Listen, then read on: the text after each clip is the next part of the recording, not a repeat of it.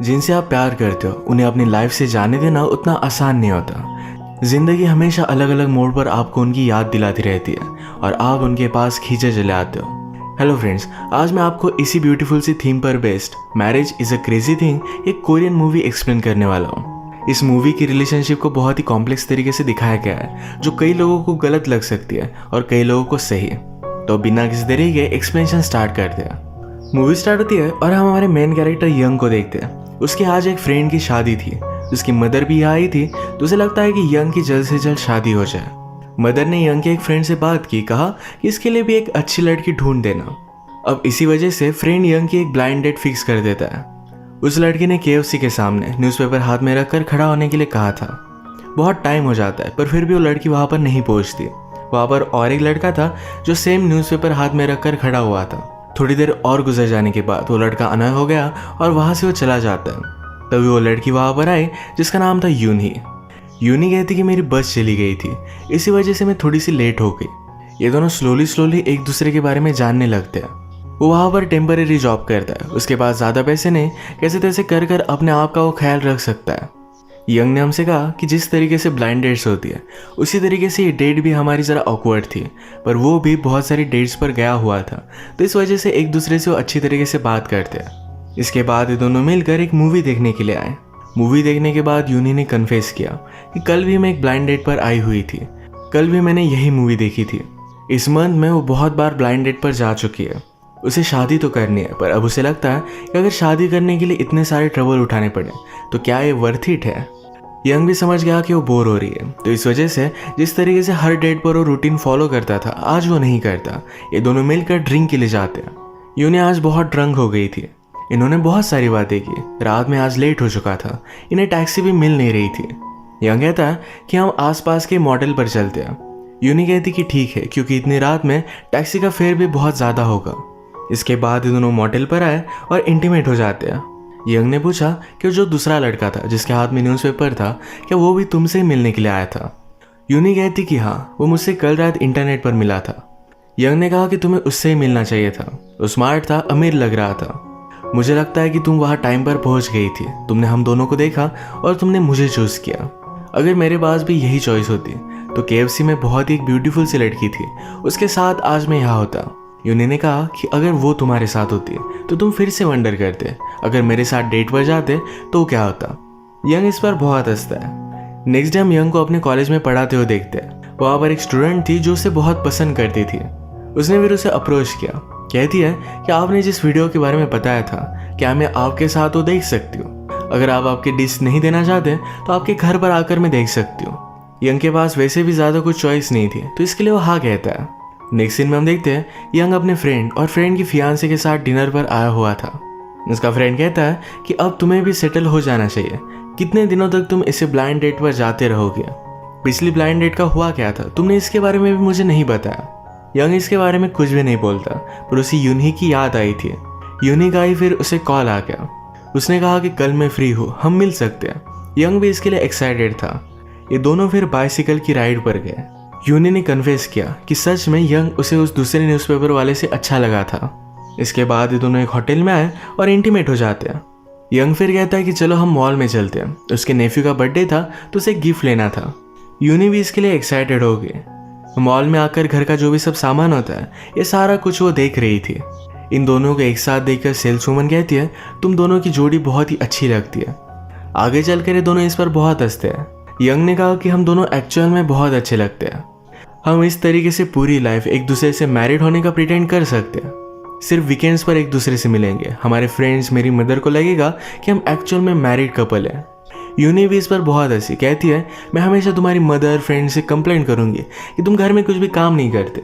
जिस तरीके से मैरिड कपल हमेशा एक दूसरे के खिलाफ कंप्लेंट करते रहते हैं, उसी तरीके से हम प्रिटेंड करेंगे। इन दोनों को लगता है कि हर मैरिज में बहुत सारी प्रॉब्लम्स होती है। इन दोनों की अब जो रिलेशनशिप है वो मैरिज के बाद नहीं रहेगी। इसके बाद रात में एक बहुत ही हाइटेड रेस्टोरेंट पर आए जहाँ से व्यू बहुत ही ब्यूटीफुल था। यंग कहता है कि कभी कभी मैं सोचता हूँ कि गॉड को हमेशा इसी तरीके से ब्यूटीफुल व्यू दिखता होगा।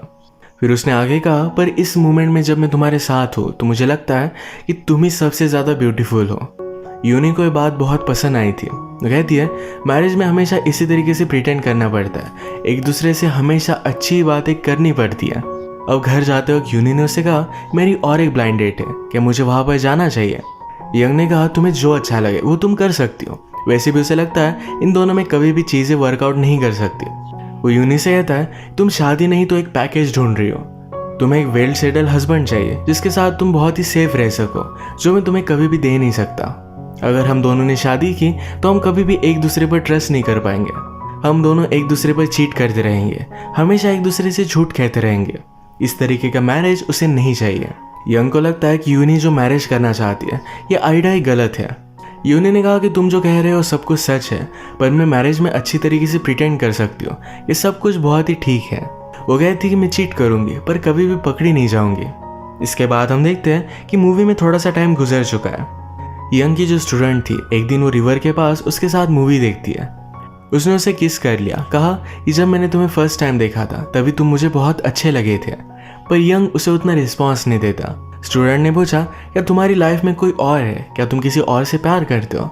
यंग कहता है कि हाँ, वो उसके साथ कोई भी रिलेशनशिप नहीं रखना चाहता था। अब नेक्स्ट सीन में यंग फिर से अपने फ्रेंड और फ्रेंड की फियांसे के साथ बार में आया हुआ था। कल ही उन दोनों की शादी थी, पर ये दोनों बहुत झगड़ रहे थे।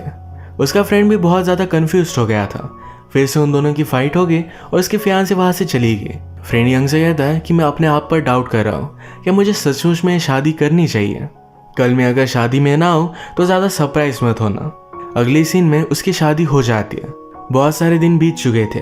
यंग यूनी से नहीं मिला था। उसे पता था इस मैरिज में यूनी आएगी ही। वो हर जगह पर सिर्फ उसे ही ढूंढता है। फाइनली उसे वो दिख गई। मैरिज हो जाने के बाद ये सारे मिलकर हैंग आउट कर रहे थे।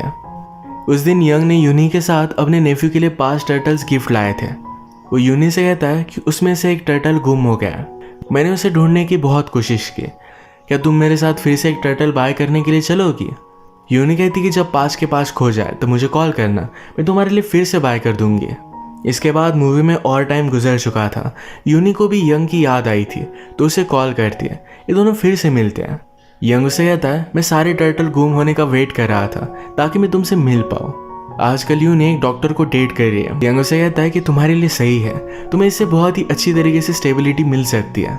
इन दोनों ने फिर से आज एक दूसरे से बहुत सारी बातें की। यूनी उससे पूछती है क्या हम कोई होटल बुक करें। यंग कहता है मैं मेरी मदर को हॉस्पिटल में देखने के लिए जाने वाला हूँ। ये दोनों हॉस्पिटल पहुंचे। यंग अकेला ही जाने वाला था, पर उसे कहता है क्या तुम भी मेरे साथ आ सकती हो। यूनी भी इसके लिए हाँ कहती है।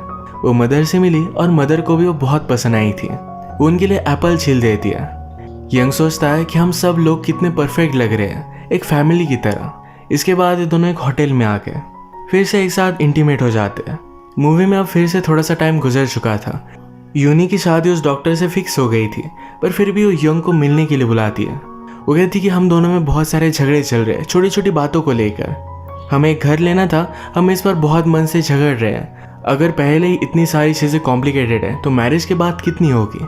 यंग इस पर हंसता है और कहता है कि मेरे फ्रेंड और उसके फियांसे के साथ भी यही हुआ था। वो मैरिज के पहले बहुत झगड़ रहे थे।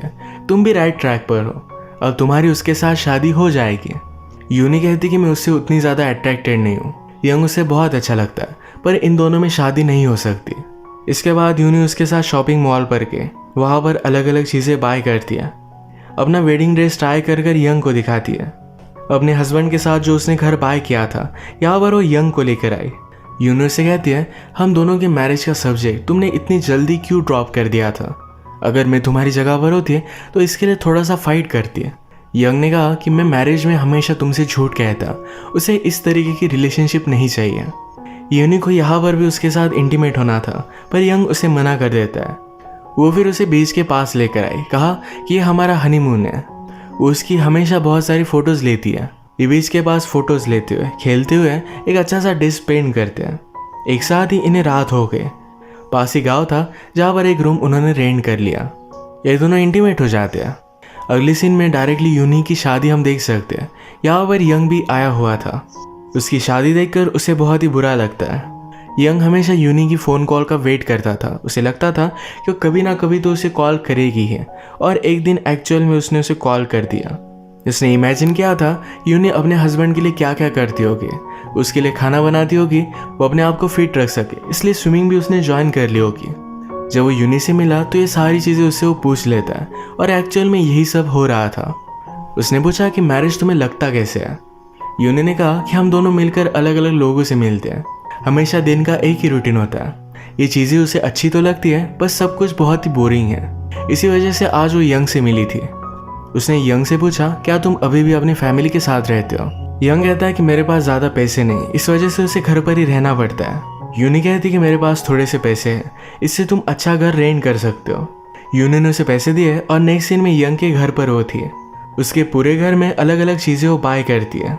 अपनी तरीके से उसका पूरा घर उसने सजा दिया था। ये सब बाय करते वक्त यूनी को अपने हस्बैंड का कॉल आता है, जो उसे हमेशा बहाना बना देती है कि वो क्लासेस पर है, कुछ अलग अलग चीज़ें कर रही है। अब इसी तरीके से यूनी का यंग के साथ फिर से अफेयर स्टार्ट हो गया था। उसके पास वीकेंड्स पर आती थी और वाइफ की तरह ही 2 दिन उसके पास ही रहती थी। पास के ग्रोसरी स्टोर में भी सब लोगों को लगता था कि हस्बैंड वाइफ ही है। यूनी ने यंग से कहा कि जैसे तुमने मुझसे कहा था कि हम दोनों वीकेंड के कपल बनेंगे, अब तो यही बात सच हो गई है। ये हमेशा एक दूसरे के साथ बहुत अच्छे से टाइम स्पेंड करते हैं। यूनी की चीज़ें भी यंग के घर पर अब रहने लग गई थी, जैसे कि 2 टूथब्रश। उसका बहुत अच्छे से ख्याल रखती है। एक दिन उसे शेव भी कर दे रही थी।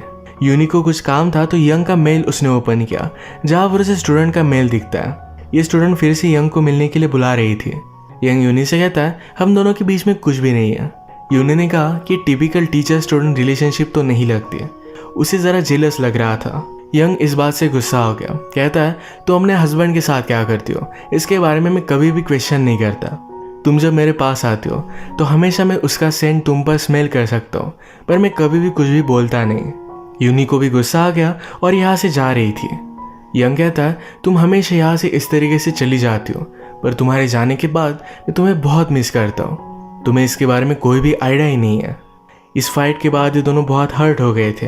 यंग ने उसे बोल भी दिया था कि फिर से यहाँ पर वापस मत आना। थोड़े दिन बीत गए और यंग का बर्थडे आया। उसे कॉल आया, पर ये उसकी मदर का था। उसे वो विश कर रही थी। जाने से पहले यूनी ने उनके कपड़े धोकर बाहर डाले थे।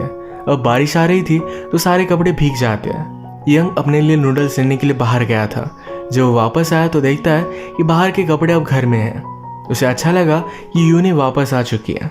उसने उसके लिए केक भी लाया था। वो यूनी को गले लगा लेता है। तभी उसे कॉल आ गया, जो उसके हस्बैंड का था। आज वो जल्दी घर आ चुका है। यूनी कहती है, मुझे वापस आने में 2 घंटे लगेंगे। वो यंग के साथ बर्थडे स्पेंड कर यहाँ से चली जाती है। नेक्स्ट सीन में हम देखते हैं, प्रीवियसली यंग की जिस फ्रेंड की शादी हुई थी, यंग आज उसे मिलने के लिए आया हुआ था। आजकल फ्रेंड और उसकी वाइफ में बहुत सारे झगड़े चल रहे थे। यंग उसे कहता है, तुम्हें अपने मैरिज के लिए फाइट करना चाहिए, तुम भी ज़रा एफर्ट्स डालो। यहाँ पर हम यंग के कैरेक्टर डेवलपमेंट को देख सकते हैं।